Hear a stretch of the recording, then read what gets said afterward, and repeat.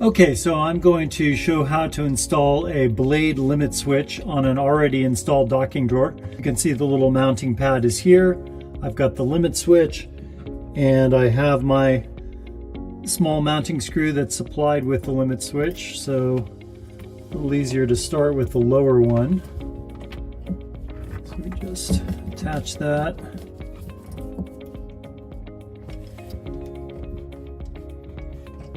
Okay, so now the limit switch is attached, and then the last thing, you can see it working now. You can see how when the drawer extends, it depresses the limit switch there, just like that.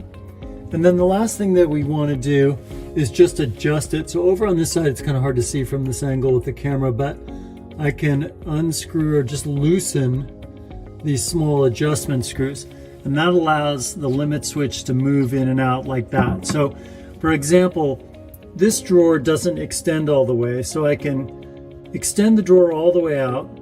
Then I can just set the limit switch in place where I know I want it to activate and basically turn the outlet on, and then go and tighten those adjustment screws. So now, as the drawer starts to close, the limit switch opens. That's going to shut the power off. As the drawer opens, when it gets to full extension, it closes the limit switch, and that's going to allow the power to turn on.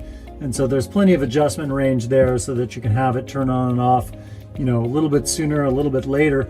But basically you want the power to turn off as you're starting to close the drawer. So that's it.